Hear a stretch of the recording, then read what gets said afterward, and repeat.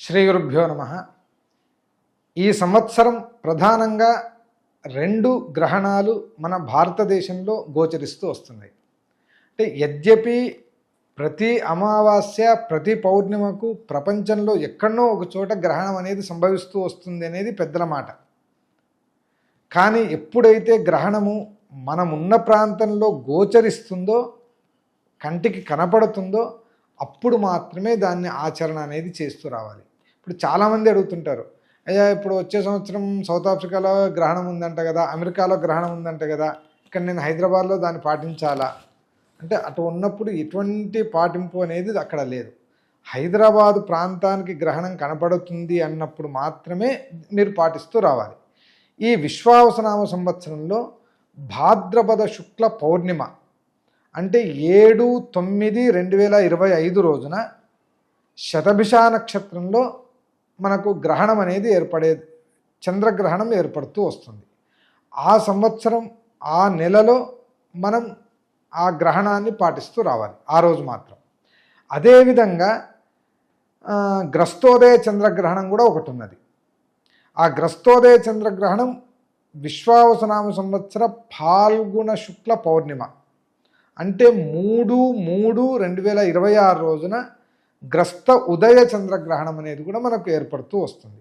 ఈ 2 గ్రహణాలు మాత్రమే పాటించాలి. మిగిలినటువంటి గ్రహణాలు ఏమన్నా మధ్యలో కనిపిస్తున్నాయి, అమెరికాలో వచ్చినాయి, రష్యాలో వచ్చినాయంటే వాటిని మన తెలుగు రాష్ట్రాల్లో ఎక్కడ కూడా వాటి గురించి మనం పట్టించుకోవాల్సిన అవసరం లేదు. మన భారతదేశంలో వాటి గురించి పట్టించుకోవాల్సిన అవసరం లేదు. అందువలన ఈ 2 గ్రహణాలను మాత్రమే ఆ సమయంలో మనం జాగ్రత్తగా ఉండి భగవంతుని ధ్యానం చేస్తూ జపాలు, హోమాలు, తర్పణాదులు ఇవన్నీ చేసుకుంటూ ఉండడం ద్వారా మనము ఆ గ్రహణం ద్వారా మంచి ఫలితాన్ని పొందేదానికి అవకాశాలు ఉంటాయి.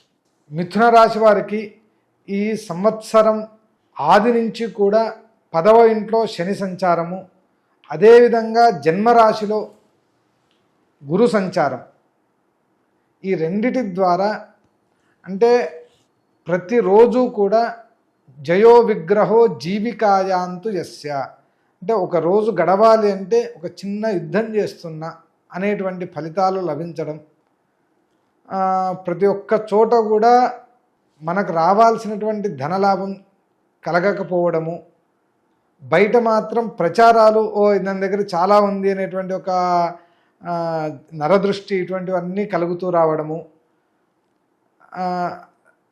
అజాతస్య మాత పితాబాహురేవ అంటే మనకు గైడెన్స్ ఇవ్వాల్సిన వాళ్ళు, మనకు సపోర్ట్ చేయాల్సిన వాళ్ళు ఎవ్వరూ కూడా చేయకపోవడం, వృథా సర్వతో దుష్టకర్మాధిపత్యాత్ అంటే చేతులు కాలిన తర్వాత ఆకులు పట్టుకుంటున్నాం అనేటువంటి పరిస్థితులు కూడా చాలా ఈ సంవత్సరం సంభవించేటువంటి అవకాశాలు ఉన్నాయి.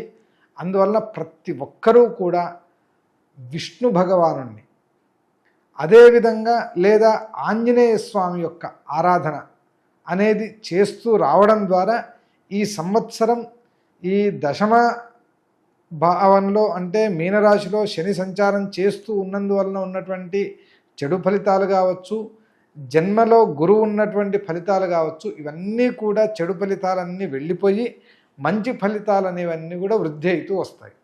ఈ విశ్వావసనామ సంవత్సరం మనం టీవీ ప్రేక్షకులందరికీ, అదేవిధంగా మన సనాతన ధర్మాన్ని పాటించేటువంటి ప్రతి ఒక్కరికి కూడా అష్ట ఐశ్వర్యాలను, సుఖ సంతోషాలను అన్నిటినీ ఇస్తూ రావాలి అని ఆ భగవంతుణ్ణి ప్రార్థన చేస్తూ ఉన్నాను.